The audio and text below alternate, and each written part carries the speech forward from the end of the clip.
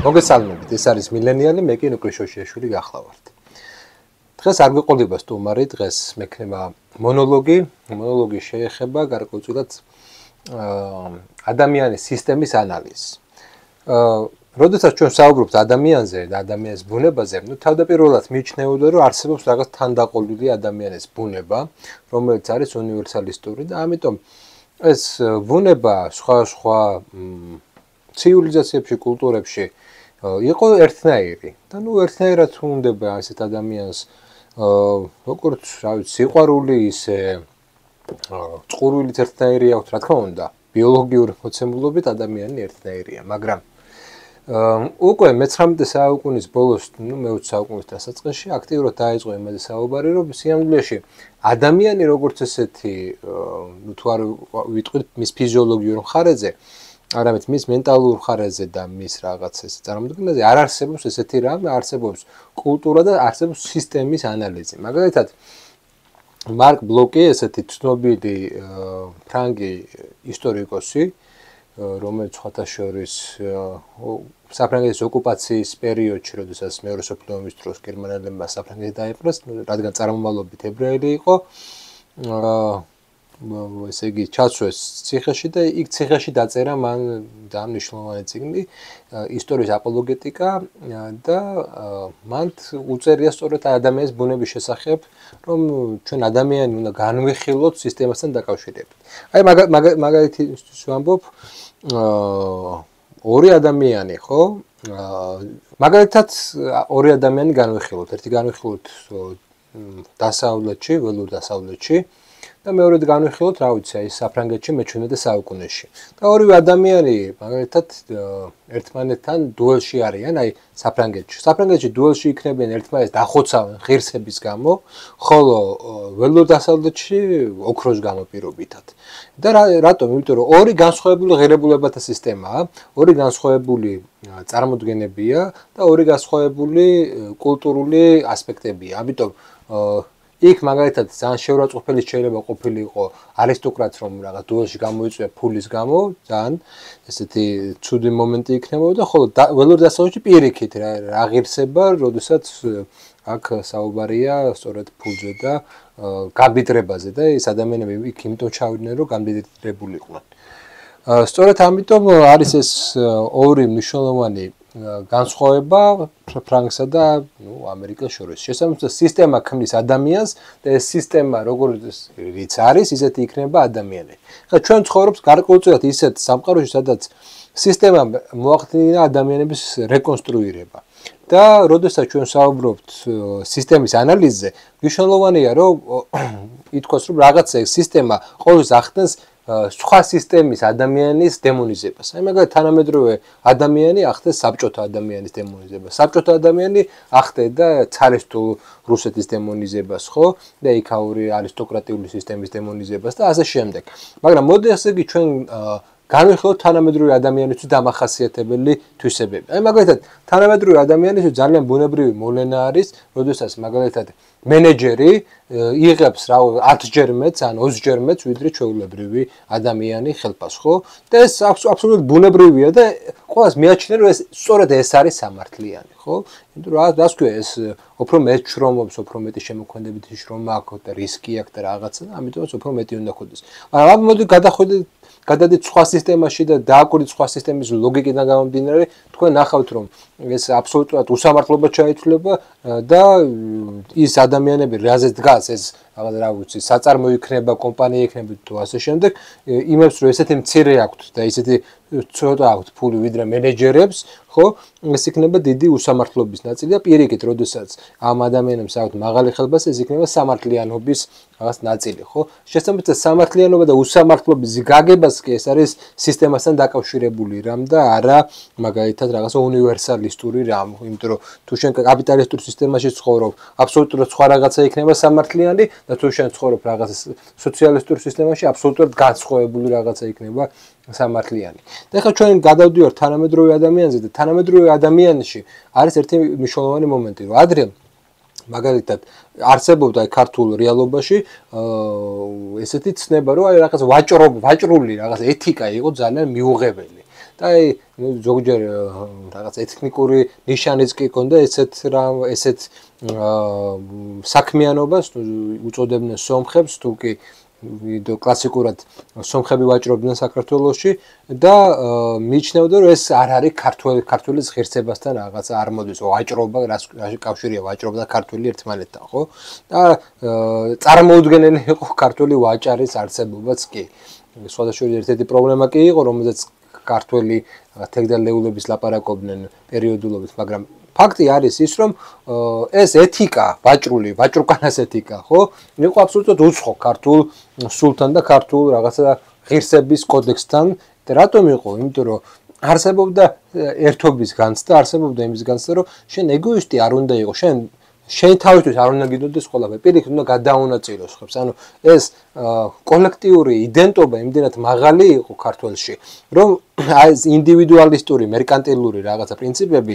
იყო კულტურულად დათრგუნული და კულტურულად ჩახშობილი და ამიტომ ჩვენ ზუსტად ვიცით რომ ეს ქართული კულტურა ქართული ტრადიცია თუ რამეს ნიშნავს ზოგადად ხო რეალურად ისტორიულად თუ რამეს ნიშნავს ეს გარკვეულწილად რაღაცა მხრივ ანტიკაპიტალისტური არის თავისი შინაარსით და თავისი ფორმებით თუ მისი რაღაც აღდგენა გვინდა მაგრამ მეორე მხრივ ჩვენ აღმოჩნდით რაღაცა რეალობაში სადაც აი ხა დააკვირდით ადრე თუ ადამიანები რა ვიცი სიახლეს გაწირავდნენ იმისთვის რომ რაღაცა ღირსება შეენარჩუნებინათ დღეს არავის აღარ აინტერესებს შენი ღირსება თუ შენ ფული გაქვს რაც არ უნდა უღირსი რაღაცა ჩაედინო უკვე რაღაცა რეპუტაციის ცნება აბსოლუტურად გამქრალია ხო აბსოლუტურად აღარ არსებობს რეპუტაციის ცნება და ის ადამიანი რომელიც მაგალითად რაღაცა ისეთ რაღაცას ჩაიდენდა რომელიც მიუღებელი იყო ადრე ის საჯაროდ ვეღარ გამოვიდოდა და ვეღარ იტყოდა საკუთარ სიტყვას დღეს კიდე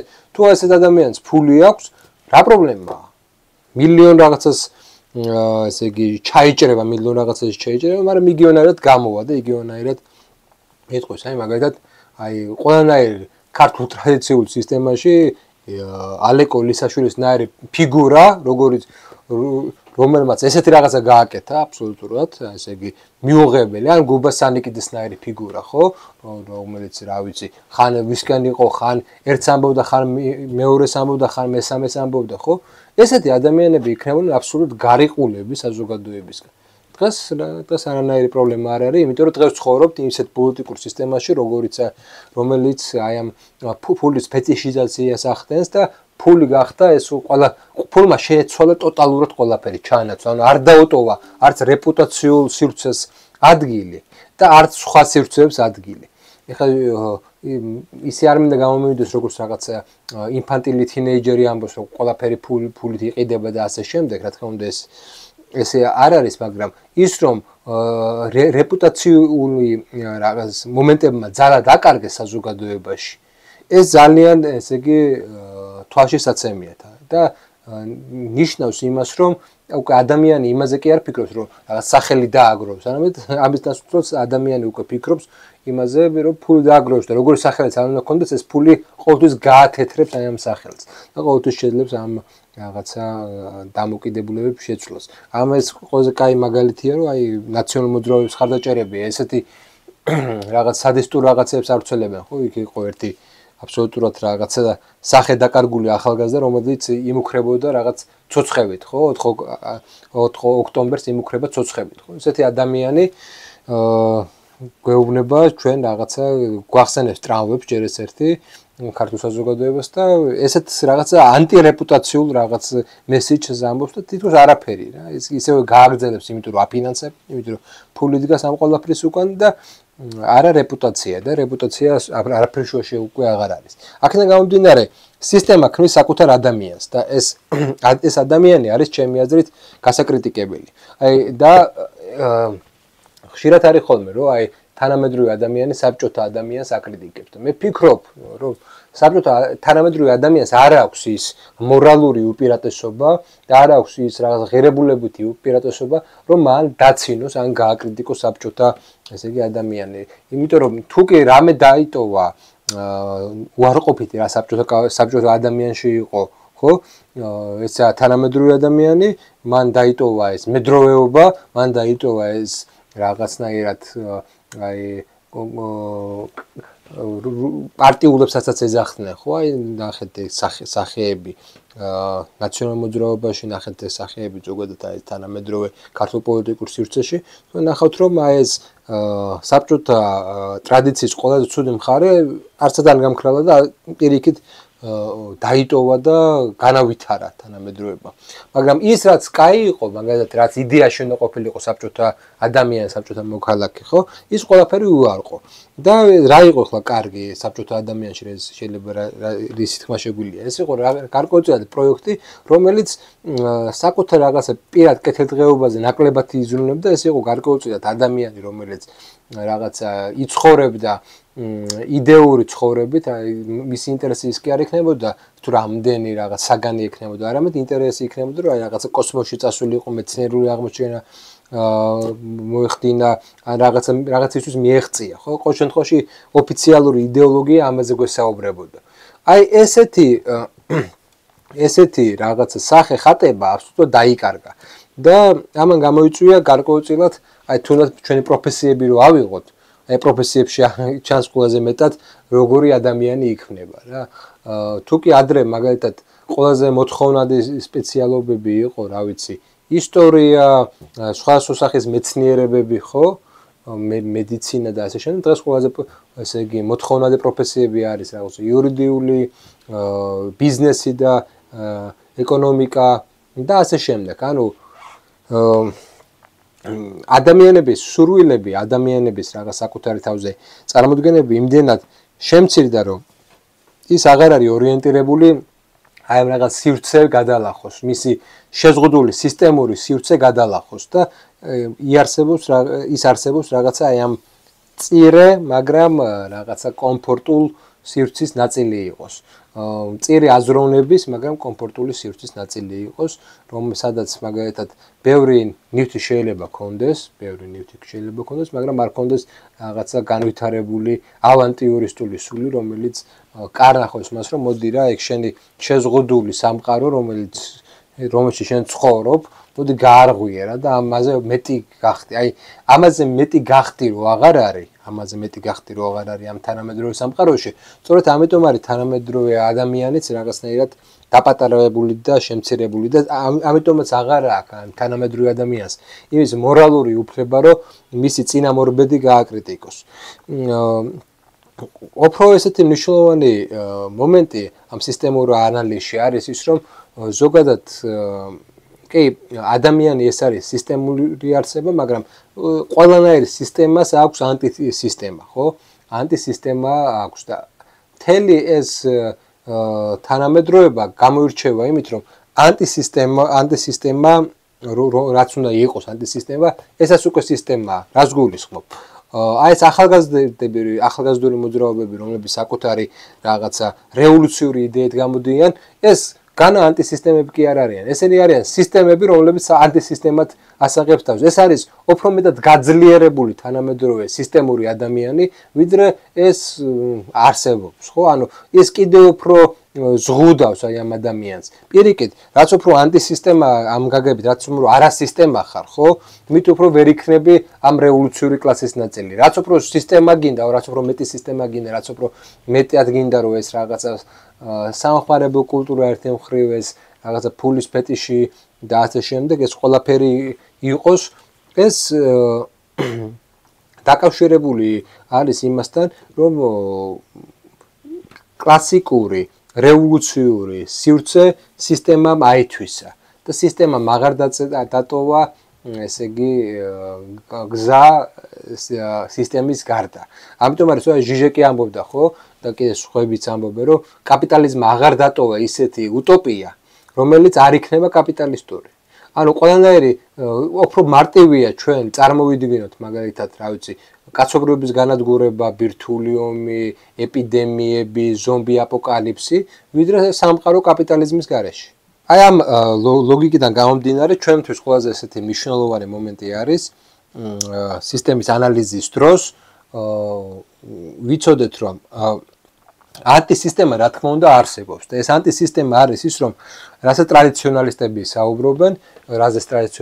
საუბრობენ, ეს არის ადამიანი, რომელიც შეიძლება გარე დაემსგავსოს, გარედან გარეგნულად დაემსგავსოს სისტემურ ადამიანს, მაგრამ ის შინაგან სამყაროში რჩება თავისუფლად და ის ესე კი არ აქტიურად კი არ გამოდის, კი არ ებრძვის სისტემას, არამედ ის ცხოვრობს ანტისისტემურად, აი ეს კი არ ებრძვის, არამედ ცხოვრობს. აი ეს ცხოვრება ანტისისტემურად ნიშნავს იმას, რომ ის არ იღებს იმ ღირებულებით სისტემას, ის ეწინააღმდეგება იმ ღირებულებით სისტემას, რა ღირებულებითი სისტემასაც ეს კაპიტალისტური სისტემა ჩვენ კანახობს.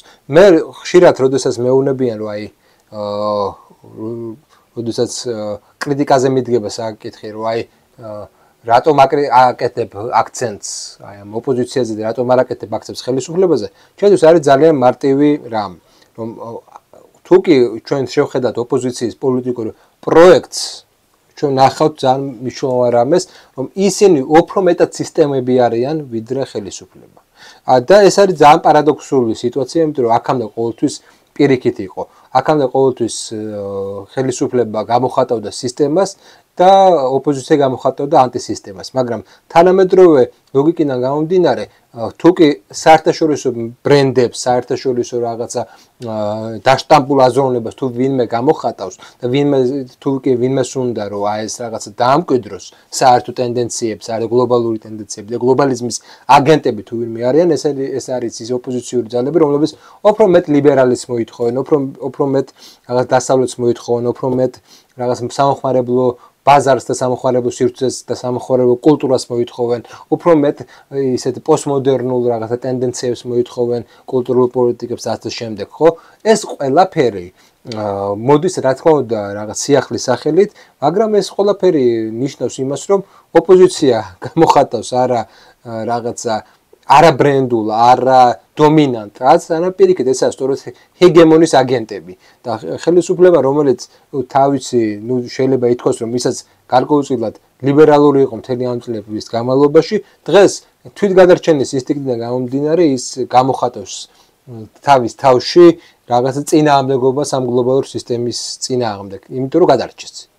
და რა თქმა უნდა ეს არ ნიშნავს იმას, რომ ეს ალტერნატიული პროგრამა, ეს პროექტი, რა თქმა უნდა არ არის ეს ალტერნატიული პროექტი, მაგრამ ეს არის იმის საშუალება მაინც, რომ აი ამ დაპირისპირების ფონზე ადამიანებმა შეინარჩუნონ საკუთარი თავი და არ ასიმილირდნენ ამ სისტემასთან. თავარი ადამიანისთვის თავარი არის ის, რომ არ ასიმილირდეს, შეინარჩუნოს საკუთარი თავი და ეს შენარჩუნება რას ნიშნავს? მე ძალიან მიყვარდა, რა თქმა უნდა, მუსულმანი არის, მაგრამ იყო, მაგრამ და ეგას კლასიკური მუსულმანი არა, ალბათ გნოსტიკური ხაზი ქონდა მას, ესა გაიდარ ჯემალის რაღაც ლექციები ქონდა, მას ძალიან საინტერესო და ის საუბრობდა, კლავი მეორეც არის, მაინც რაღაც მითოლოგია ისლამური გნოსტიციზმის, მაგრამ მაინც საუბრობდა ესეთ მომენტზე, რომ ისე საუბრობდა, რომ სიამოვნებაში პირველი ადამიანი კი არ არის, არამედ ადამიანი არის პირველი ადამიანი, რომელსაც ენა ქონდა და რომელმაც ადამიანებში ენა ჩამოიტანა, როგორც ესეთი, ხო? და ეს ენა არის ის ნაწილი, რომელსაც ადამიანი არ ემთხვევა აი ამ ესე იგი პირველ არსებას. და ის საუბრობდა ესეთ მითზე, ჩვენ ვიცით, რომ როდესაც მაგალითად ისლამურ მითოლოგიაში როგორ არის, რომ ალლაჰმა შექმნა ეს სამყარო, შექმნა ჯინები და აბრაჰასი იყო კიდე ერთი ესეთი ჯინი, რომელიც უნდა უბძანა, რომელსაც უბძანა ღმერთმა, რომ დამორჩილებოდა დაეჩოქა ადამიანისადმი და აბრაჰასმა უარი თქვა და ამბობდა, რომ მარტო შენ დაგეჩოქები და ადამიანს არ დავეჩოქები, რამაც მოახდინა, ესე იგი, წყრომა, ესე გაუწყლა ალლაჰი ჯინს და ესე მოხდა, ჯინი ამ შემთხვევაში ქრისტიანული ლუციფერია, ხო, ამ შემთხვევაში, ისლამური ვერსია. მაგრამ გნოსტიციზმში არის ესეთი მომენტი, გნოსტიკურ ისლამში არის ესეთი მომენტი, რომ ღმერთმა შექმნა პირველი არსება, იბლისი, ესე ვთქვათ, ეს არის გარკვეულწილად აპოლონი, ეს არის ის არსება, რომელიც ცეცხლისგან შეიქმნა. და ამ პირველი არსების ანალოგად ალლაჰმა შექმნა დანარჩენი სამყარო. და სამყარო არის შექმნილი ამ პირველი არსების ანალოგად. და როდესაც ალლაჰმა შექმნა ადამიანი თიხისგან. რა თქმა უნდა, მან შექმნა პირველი არსების ანალოგად, მაგრამ მან შადო საკუთარი სულის ნაწილი ამ თიხაში და ესე იგი ადამიანი ვინ არის? ადამიანი, როდესაც არის ანალოგი სამყაროში, ის არის პირველი არსების, ანუ იბლისის ანალოგი. და როდესაც ის არ არის რაღაცის ანალოგი და რომელიც ის წინააღმდეგობაში მოდის აი ამ ყოფიერებასთან, უბრალოდ წინააღმდეგობაში კი არ მოდის, არამედ არ აქვს მას ანალოგია. ეს სწორედ მაშინ ისწავლეს საკუთარ ღვთაებრიობას, ღვთაებრივ სულს, რაც ალლაჰმა ჩადო მაშინ, იმიტომ რომ ალლაჰი ამ კონცეფციის მიხედვით ეს არ არის, როგორც გითხარით, ორთოდოქსული ისლამური კონცეფცია. ამ კონცეფციის მიხედვით ის ალლაჰი გამოდის ის, რასაც ანალოგია არ აქვს, რასაც არ შეიძლება კონდეს ის, რომელიც მიხედვითაც იმსჯელებ. ამიტომ ალლაჰთან შეხება, ღმერთთან შეხება ესეთ მიმდინარეობაში არის აბსოლუტურად გამანადგურებელი იმ გაგებით, რომ ყველა შენი წარმოდგენა, ყველა შენი ანალოგიური წარმოდგენა, იმიტომ რომ აზროვნება ეს ანალოგიებით იქნება, ხო? თუ ჩვენ ვიცით, რომ რაღაცა როდესაც ვიცით, მისი ანალოგიით ვაზროვნებთ. ანუ ჩვენი აზროვნება ანალოგიებით ხდება. მაგრამ ღმერთთან ურთიერთობა მოითხოვს აი სწორედ უარის თქმა აი ამ ანალოგიებთან და უარის თქმას იმაზე, რომ ჩვენ თითქოს რაღაცა ვიცით. ჩვენ ერთადერთი რაც ვიცით არის ის, რომ პირველი არსება იბლისი რაც არის, ეგ შეიძლება გავიგოთ, იმიტომ რომ იბლისი არის ის, რის ანალოგითაც შეიქმნა სამყარო. მაგრამ როდესაც იქნება გარკვეულწილად აი ეს ღმერთთან ურთიერთობა, ეს ღმერთთან ურთიერთობა ნიშნავს იმას, რომ შენ არ აგავს არანაირი საყრდენი პუნქტი, რომლითაც შენ ანალოგიურად ააგებ რაღაც სამყაროს, ამიტომ ეს არის ტკივნეული ურთიერთობა, ღმერთთან ურთიერთობა არის ტკივნეული, იმიტომ რომ მთელი შენი ცოდნები, მთელი შენი წარმოდგენები, მთელი შენი რაღაც არსება მოდის იმასთან წინააღმდეგობაში, რასაც არ აქვს ანალოგი. იმიტომ რომ ვერაფერს ვერ დაიჭერა მისგან და შენ უბრალოდ უნდა მიიღო. ანუ ეს გამანადგურებელი რაღაცა მგუმარება ურთიერთობა. უბრალოდ უნდა მიიღო და მზად უნდა იყო საკუთარი თავის განადგურებისთვის. განადგურებისთვის როგორც ერთიანი თლიანობისთვის, იმიტომ რომ მთელი ჩვენი ცხოვრება ჩვენ ერთ თლიანობას ვქმნით და აი ამ ერთი თლიანობით, ესე იგი, ჰარმონიზდებით აი ამ ყოფიერებასთან. და როდესაც ჩვენ ჰარმონიზდებით, ჩვენ ვემსგავსებით პირველ არსებას. პირველ არსებასთან ურთიერთობა არის ჰარმონიული, იმიტომ რომ მის ანალოგიად, მის ანარეკლად ვიქცევით, ანარეკლად ყოფნა არის ძალიან ჰარმონიული, ძალიან ნეტარებად შეიძლება იყოს, მაგრამ ამ გაგებით ღმერთთან ურთიერთობა ეს არის პირიქით, ეს არის დამანგრეველი, მაგრამ სწორედ ამ შემთხვევაში რეალურ ღმერთთან ურთიერთობას ამყარებს ადამიანი. რა თქმა უნდა, ეს ქრისტიანობა ძალიან საფუძვლიანად არც უნდა მიიღოს, ეხლა რას თქვი, მაგრამ ეს ანალოგია მინჭირდებოდა იმის ასახსნელად, რომ ჩვენ როდესაც სისტემური ადამიანი ხდებით, როდესაც ამ სისტემის აბსოლუტური ანალოგები ხდებით, ჩვენ ესე იგი ჩვენში არანაირი ღვთაებრივი, არანაირი სულიერი აღარ რჩება. ჩვენ ვიქცევით სისტემის ადამიანებად, რომელიც ერთი მხრივ ისეთი კომფორტულია, ისეთი მისაღებია, ისეთი ჰარმონიულია, ესე ვთქვათ, ჩვენი ბუნებისთვისაც, იმიტომ რომ ჩვენ რა ვიცი, ამ სისტემაში გავიზარდეთ, ამ სისტემაში დავიბადეთ, ამ სისტემა ბევრი რაღაცა მოგწვა, ხო? და კიდევ უფრო მეტი სისტემის ადამიანი რო ვიქნებით, კიდევ უფრო მეტს მივიღებთ სისტემისგან, მაგრამ ესეთი ნაბიჯებით ვერ რასდროს ვერ ამყარებ აი რაღაც შენ სულიერ რეალურ ავთენტურ აი იმ ღვთაებრივ ნაწილთან კავშირს, რომელიც ღმერთმა შენში ჩადო. და წინააღმდეგობა სწორედ მოდის აბსოლუტურად სხვა საფუძვლებიდან, არა კომფორტის სახელიდან და ყველა ეს სისტემური ანალიზი ჩვენ გვიტყუებს კომფორტის და კეთილდღეობის სახელით. ის რაც კეთილდღეობის სახელით მოდის, ის რაც კომფორტის სახელით მოდის, ის არის სისტემური ადამიანის, სისტემური ესე იგი სამყაროს ნაწილი, ანალოგიების ნაწილი. და ჩვენ იმიტომაც მოგწონს სისტემურ ადამიანად ყოფნა, ადამიანს იმიტომაც მოწონს, იმიტომ რომ ეს მისი თიხის ბუნების ნაწილია, ხო? თიხის ბუნების ნაწილია, რომელიც შეიქმნა ცეცხლის, ანუ იბლისის ანალოგიურად. მაგრამ მასში არაფერი ღვთაებრივი არ არის. აქედან გამომდინარე, ადამიანი, რომელიც აი ამ რაღაცა საუბრობს ალტერნატიულ სისტემაზე, ის ვერ დაგელაპარაკება თქვენ რომ და მე ვერ დაგელაპარაკები თქვენ რომ მე ვიცი თქვენ უკეთესად როგორ იცხოვროთ მატერიალურად. კი, მე მაქვს რაღაც წარმოდგენები, როგორ შეიძლება მატერიალურად უკეთესად ვიყოთ, მაგალითად გვჭირდება წარმოება, გვჭირდება რაღაცა ისეთი პოლიტიკები, რომლებიც სხვებმა გაატარეს, მაგალითად პოლონეთმა რაც გაატარა, რაც ჩინეთმა გაატარა, რაც სხვადასხვა სახელმწიფოებმა გაატარეს, ეს ყველაფერი გვჭირდება, მაგრამ ძირითადი არგუმენტი ეს არ არის.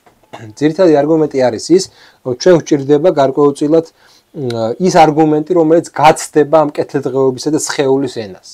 და რა არის ეს შემდეგი ეტაპი? ეს შემდეგი ეტაპი არის დიდი უსამართლობის ეტაპი და ეს უსამართლობა რაში ვლინდება? უსამართლობა ვლინდება იმაში, რომ ამ სამყაროში უნდა არსებობდეს, ესე იგი, საზრისი, მაგრამ არ არსებობს ეს საზრისი. და როდესაც ჩვენ საუბრობთ საზრისს, აი ნახეთ, თქვენ სისტემამ დაგიტოვათ ერთადერთი საზრისი. ეს არის მოხმარების საზრისი და კეთილდღეობის საზრისი.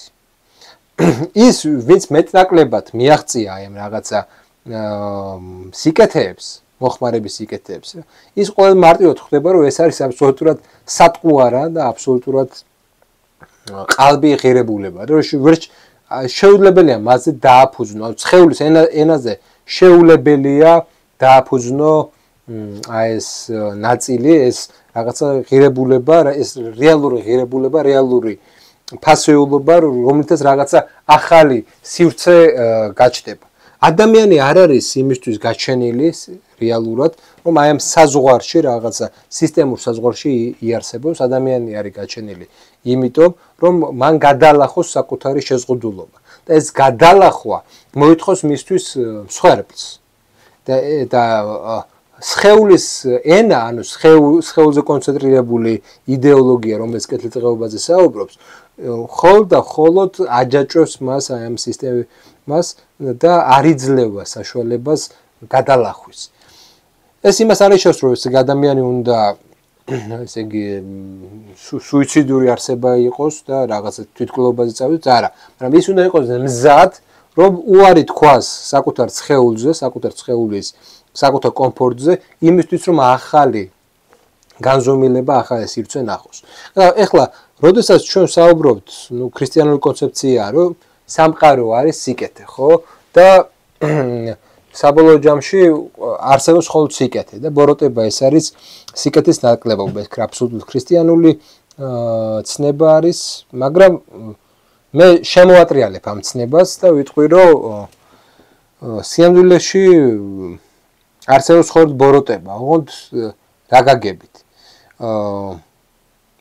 და ეს ძალიან ესე იგი ნათელია და ადამიანისთვის, როდესაც ჩვენ საუბრობთ, რომ არსებობს მხოლოდ სიკეთე, ესა გარკვეულწილად დამოკიდებულება ადამიანის იმ ცხოვრებისადმი, რომ ის მადლიერია, რომ ის ცოცხალია და ამ მადლიერებით ის ამ სიოცხლეს, ის სამყაროს უყურებს როგორც სიკეთეს. მაგრამ რეალურად რა არის აქ პრობლემა? რეალურად არის ის პრობლემა, რომ ეს სამყარო ის არ არის, რაც უნდა იყოს და ის როდესაც არ არის, რაც უნდა იყოს, ეს ამას ვინ ხედავს? ამას ხედავს გონება. და გონება, როდესაც სამყაროს ადარებს იმას, რაც უნდა იყოს, ყოველთვის გონებასა და ყოფიერებას შორის არის განხეთქილება. გონება ხედავს და ამჩნევს, რომ ეს სამყარო ისეთი არ არის, როგორიც უნდა იყოს. ამიტომ უამრავი კონცეფცია იქნება, ხო? უამრავი утопია იქნება, უამრავი სამყაროს პროექტი იქნება, რომელიც არ ემთხვევა იმას, რაც უნდა იყოს. და რატომ? იმიტომ რომ რაც არსებობს, ანუ ყოფიერება, რაც არსებობს, არის იმის ბუტაფორია, რაც უნდა იყოს. და ამას ამჩნევს მხოლოდ გონება. გონება ხედავს, რომ ეს სამყარო, ეს სამყარო არის ნაკლული. ამიტომ გონებამ უნდა შეცვალოს აი ეს სამყარო და პირველ რიგში გონება გვაჩვენებს, რომ სიამოვნებაში სამყარო არის ბოროტება, არა იმიტომ რომ ის მას ბოროტმოქმედი მიზნები აქვს. არავითარ შემთხვევაში მას არ აქვს ბოროტმოქმედი მიზნები. არამედ იმიტომ რომ ის ისეთი არ არის, როგორიც უნდა იყოს. და აქედან გამომდინარე ჩნდება სამი ძირითადი დამოკიდებულება სამყაროსადმი და ეს სამი დამოკიდებულება შემდეგნაირია. პირველი ეს არის, დავარქვათ ამას ლიბერალური დამოკიდებულება. ლიბერალური დამოკიდებულება რა არის? ზოგადად რას გვეუბნება ლიბერალური სამყარო და რატომ არის რომ ზოგიერთი ჩვენგანი ვერ ვეგუებით ლიბერალურ სამყაროს. ლიბერალური სამყარო არის შემდეგი. ის გვეუბნება რომ დაანებეთ თავი მაგ საზრისზე ფიქრს, აი კარლ პოპერი გვეუბნებოდა ამას, რომ არანაირი საზრისი არ არსებობს.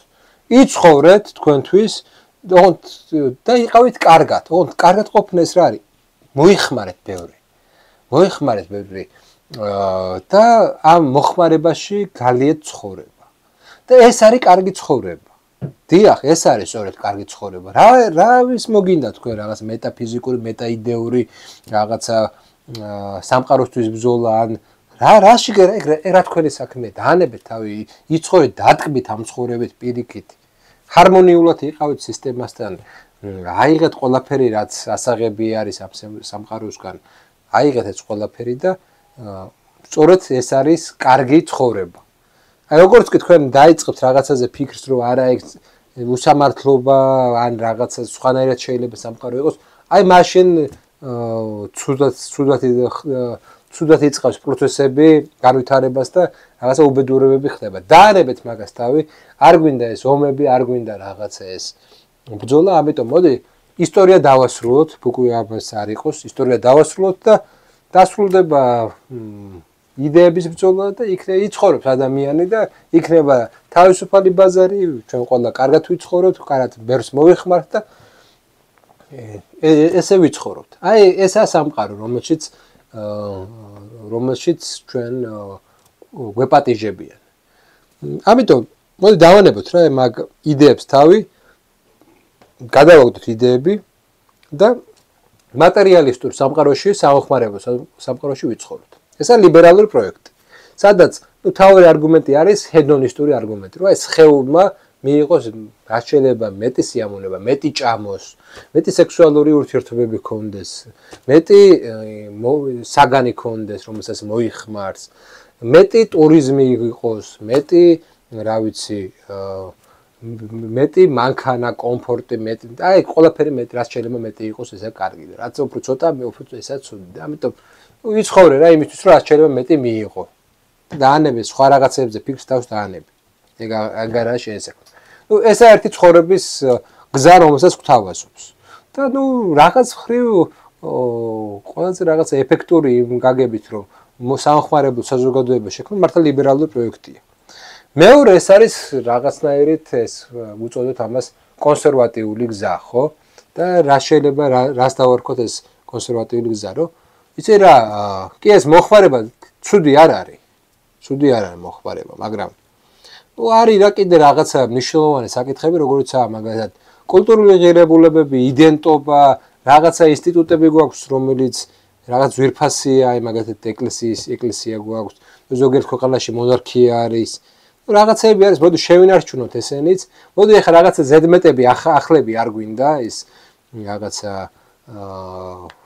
LGBT არ გვინდა, რაღაცები არ გვინდა, დავანებოთ თავი მაგებს და აი როგორც აი რა ვიცი 50 წლის წინ ცხოვრობდით, მოდით იცე გავაგრძელოთ ცხოვრება და პატივცეთ რაღაცა ინსტიტუტებს და აქ ჩვენ რაღაცა გვექნება აი რელიგიურობის განცდაც გვექნება რა ამით ხო და დაჩენე ყველაფერი კარგად არის აი ეს რაღაცები გვაკლია ამიტომ კლავ აი მაგალითად ამერიკაში ხო აი დაუბრუნებ დიდებას ამერიკას კლავ ხო make America great again ტრამპის არ იყოს და მოკლედ აი ძველ ამერიკაში ვიცხოვრებ და ყველაფერი კარგად იქნება სადაც იგივე მოხმარება არის იგივე ყველაფერი არის მაგრამ ეკლესია არის სამაგიეროდ ხო ხედავთ და ეგას მორწმუნეები ვიქნებით და მორწმუნე მოხმარებლები ვიქნებით და ეს უკვე კარგია იმიტომ რომ აი მარტო მოხმარება აღარ არის და მარტო რაღაც ჰედონიზმი აღარ არის იმიტომ რომ აი რაღაცა ეს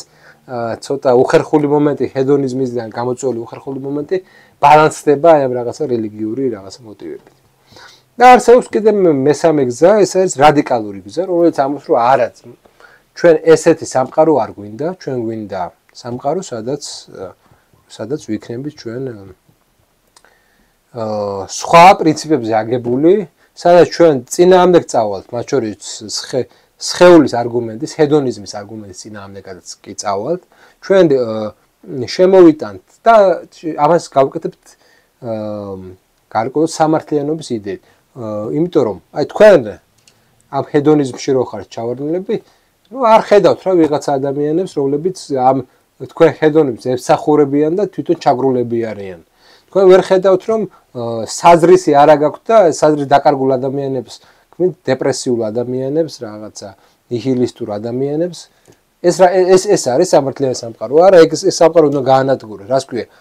სამყარო იმისთვის არსებობს, რომ საზრისი იყოს აქ და ამ საზრისში იცხოვრო, საზრისში განხორციელდე. რას ქვია, შენ უარსამობ საზრისზე და მარტო ესე იგი მოხმარებელი ხდები. არავითარ შემთხვევაში.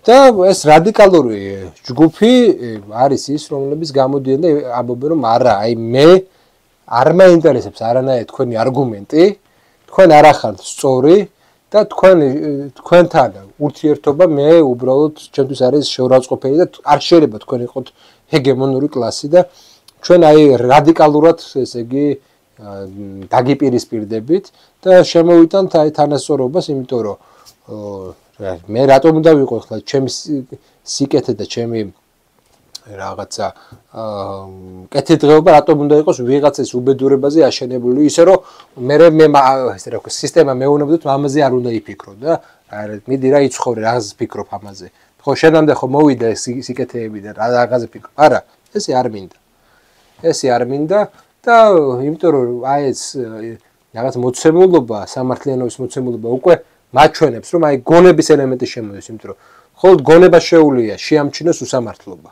ყვავი მეორე მხოლოდ გონება შეუძლია შეამჩნიოს უსამართლობა და როდესაც შემოდის ეს უსამართლობის ელემენტი მხოლოდ გონიერი ადამიანი ხედავს ამას და ცდილობს მის შეცვლას დაპირისპირებას და ის ავტომატურად დაპირისპირებულია ამ სისტემასთან ამიტომ რადიკალი ეს გარკვეულწილად არის ანტისისტემა იმ გაგებით რომ ის არ ცდილობს სისტემის გაუმჯობესებას ის ცდილობს აბსოლუტურად ამ ძველი სისტემის დანგრევას და ახალის აშენებას და შესაბამისად ჩვენ მომავალში გვექნება გვეყოლება ეგ სამი ძალა რომელიც ერთი ლიბერალური ძალა ან მისი ტრანსფორმაცია რაღაც სხვა სახელი შეიძლება აბსოლუტურად გქონდეს იმიტომ რომ ამ ეს ძალა რომელიც სხეულის ეს გველაპარაკება სხვადასხვა დროს სხვადასხვა იდეოლოგია ერქვა მაგრამ შინაარსი ერთი და იგივე იყო ეს კონსერვატიული ძალა რომელიც შეიძლება მომავალში კიდე შეიცვალოს და სხვა რაღაცა ერქვას ამასაც და მესამე ესენი იქნება რადიკალები რომლებიც ითქვიან რომ არც ერთი არც მეორე არამედ აი ეგ სამყაროს არანაირი გარდაქმნა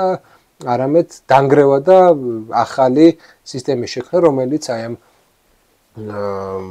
ახალ რაღაცა ისტორიას დაიწყებს სადაც აი ეს ძველი უსამართლობები აღარ იქნება და საზრის უნდა დავაბრუნოთ რა საზრის უნდა დავაბრუნოთ რადგან ადამიანები ტიპოლოგიურად განსხვავდებით ერთმანეთისგან რადგან ადამიანებისთვის ზოგიერთი ადამიანებისთვის საერთოდ არ აქვს მნიშვნელობა იდეას აი ფეხებზე კიდეა არის ეს კატეგორია და არც ისე ცოტა როდესაც ფეხებზე კიდეა შენი იდეა და ეცინება კიდევაც რა იდეა რის იდეა ამიტომ ეს ადამიანები იქნებიან ლიბერალიზმის აგენტები იქნებიან ადამიანები რომლებიც ძირითადად აი ოღონდ ჰედონიში აღმოჩნდნენ სხვადასხვა ფორმის ჰედონიში და ყველაფერს მიცემენ ყველაფერს სულსაც გაყიდიან იქნება ეს ძალები ესენი იქნებიან ლიბერალების რაღაცა დასაყრდნები იქნებიან მეორენი რომლებიც ისაუბრებენ რაღაცა იერარქიაზე ისაუბრებენ რაღაცა იმაზე რომ ისინი არიან არისტოკრატები ისინი არიან რაღაც მაღალი ეთიკისა და იმის მორალის წარმომადგენლები და ესენი უფრო რაღაც კონსერვატიზმისკენ იქნებიან მიდრეკილი რომლებიც იტყვიან რომ კი აი მასებისთვის კი რაღაცას მოხმარება რაღაცა კი ბატონო მაგრამ აი ჩვენ რაღაც ღირებულებები გვაქვს რომელიც ისტორიაში იყო ჩვენთვის ხო აი ეს უნდა დავაბრუნოთ და ის აკაეთქი და იქნებიან მესამენი რომლებიც იტყვიან რომ აი შენ რაღაცა ისტორიაზე საუბრობ და რაღაც ტრადიციებზე საუბრობ ეს საერთოდ რა ტრადიცია არის ეხლა გამოიგონე შენ ეს ტრადიცია და ეგ ჭირდება იმისთვის რომ ვიღაცა დაჩაგრო და შენ დაჩაგრვის ტრადიციაზე ხარ ორიენტირებული და არაფრით უკეთესი არ ახარ იმ ლიბერალზე არაფრით უკეთესი არ ახარ და საერთოდ შენი ბრძოლას არაფერი არ მოაქვს კარგი და ეს ჯგუფი იქნებიან რადიკალები რომლებიც იტყვიან რომ მე არ მეშინია არ თუ სიკვდილს არც იმის არ მეშინია რომ ვიღაცა მოკლა და ეს არ მაშინებს ეს არ არის პრობლემა პრობლემა არის ის რომ ეს არსებული სამყარო შენარჩუნდეს და შეუძლებლობა იმისა, რომ ახალი სამყარო შეიქმნას. ანუ შენ თუ არ უშვებ ახალ სამყაროს შექმნას, ეს უფრო დიდი ბოროტება, ვიდრე ომი. და ვიდრე დაპირისპირება. პირიქით, დაპირისპირება დაკლები ბოროტება იმასთან შედარებით, რომ შენ შანსი გეძლევა, რომ ეს სამყარო შეცვალო უკეთესობისკენ. ამიტომ ჩვენ მოგვევლინებიან აუცილებლად ეს რადიკალები. და აი ეს დიქოტომია, ეს ორი ძალის არსებობა, რომელიც დღეს არსებობს, აუცილებლად გამოჩნდება მესამე ძალაც. და ეს იქნება რადიკალების ძალა, რომლებიც საბოლოოდ იტყვიან, საბოლოოდ საკუთარ რაღაც იდეოლოგიას ჩამოაყალიბებენ ეტაპობრივად და ეს რადიკალები შეიძლება საბოლოოდ განისაზღვროს როგორც აი ამ ყოფიერებასთან, ამ სისტემასთან წინააღმდეგ მებრძოლებად. ეს ჩემი სიტყვები არა, უამრავი ტრადიციონალისტი, უამრავი ესე იგი კონსერვატორი საუბრობს სწორედ ამაზე, საუბრობს რადიკალების აღმავლობაზე და საუბრობს იმაზე, რომ ჩვენ გველოდება მომავალში ამ დიქოტომიური სამყაროდან გასვლა და გარკვეულწილად აი ამ სამი განვითარების რაღაცა ვექტორის შექმნა. იმიტომ რომ ერთი, როგორც გითხარი, ესა ანალოგიების სამყარო, მეორე ეს არის გარკვეულწილად რაღაცა იერარქიის სამყარო და მესამე ეს არის სამართლიანობის სამყარო. იქნება რაღაც ანალოგიების სამყარო, ანუ ჰედონიზმის სამყარო, იქნება იერარქიული სამყარო და იქნება ესე იგი რადიკალური ანტისისტემური სამყარო. კაცობრიობა ამ სამ ცენტრში იქნება რაღაცნაირად გადანაწილებული და ეს ეგზისტენციალური დაპირისპირება ყველა საზოგადოების შიგნით მოხდება. მათ შორის ქართულ საზოგადოების შიგნითაც. ჯერჯერობით ეს რადიკალური ფრთა ჩვენთან არ არსებობს, ან ძალიან სუსტია, მაგრამ ნენელა ეს გამოიკვეთება, იმიტომ რომ ჩვენ ხედავთ, რომ ისეთ ქვეყნებში კი როგორიც არის, მაგალითად შეერთებულ შტატებში ეს ნენელა იკვეთება. აი ყველაზე კაი მაგალითია, რომ აი ამ კონსერვატიულ ძალებს აკლდებათ რაღაცა ძალები. მაგალითად ილონ მასკის სახით, კიდე სხვადასხვა ესეთი, რომელიც კიდე უფრო რადიკალებს შექმნიან, ხო? იქნებიან რაღაცა რესპუბლიკელები, იქნებიან დემოკრატები და იქნებიან კიდე აი ეს ილონ მასკის მსგავსი რაღაცა კიდე მესამე ძალები, რომლებიც კიდე უფრო რადიკალურები იქნებიან თავიანთი რაღაცა პოზიციებში. და ეს ყველა საზოგადოებას მოუწევს აი რაღაცა ესეთ სამ კონფიგურაციად გარდაქმნა. აქედან გამომდინარე ჩვენ გველოდება რაღაცა ჩვენ მივდივართ იმ დრომდე, როდესაც სისტემური ადამიანი კრიზისშია, მაგრამ მეორე მხრივ, როდესაც რადიკალი ჯერ არ არის ბოლომდე ფორმირებული და სამდე ფორმირებული არ არის, დიდი ომი ჯერ კიდევ წინ გვაქვს. აი, როდესაც ფორმირდება ეს რადიკალი, დიდი ომის დასაწყისი მაშინ იქნება. ამიტომ მე მაქვს მოლოდინი დიდი სამოქალაქო ომის გაგრძელების, ეს რაც დღეს არის ცივი სამოქალაქო ომი, ხო? იგივე კერკი მოკლეს, იგივე ტრამპის კვლობა იყო, ხო? კვლობის ცდელობა იყო, ხო? და კიდე უამრავი რაღაც მსგავსი რაღაცა მოხდება. ეს ხოლმე პრელუდია იმის, რაც მომავალში წინ გველოდება. სამწუხაროდ თუ საბედნიეროდ ისტორია თავისი ლოგიკით მოქმედებს და არ მოქმედებს ჩვენი სურვილებით.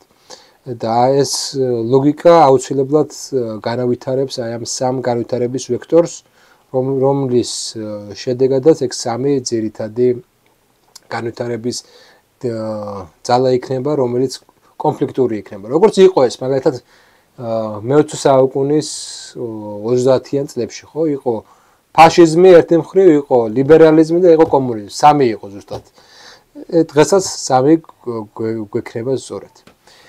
მოკლედ, დაწერეთ კომენტარები, გთხოვთ რომ გააზიაროთ ვიდეო, ეს დაგვეხმარება ჩვენ და გქონდეს გარკვეულწილად გაცვლა, აზრების გაცვლა, დისკუსიები, აუცილებლად გიპასუხებთ და დაწერეთ თქვენი მოსაზრება. იქნებ თქვენ ხედავთ ეს მესამე გზა შეიძლება უფრო განსხვავებული იყოს, ვიდრე მე საღვწერე. და საინტერესო იქნება ამაზე მსჯელობა. მადლობა, მომავალ შეხვედრამდე.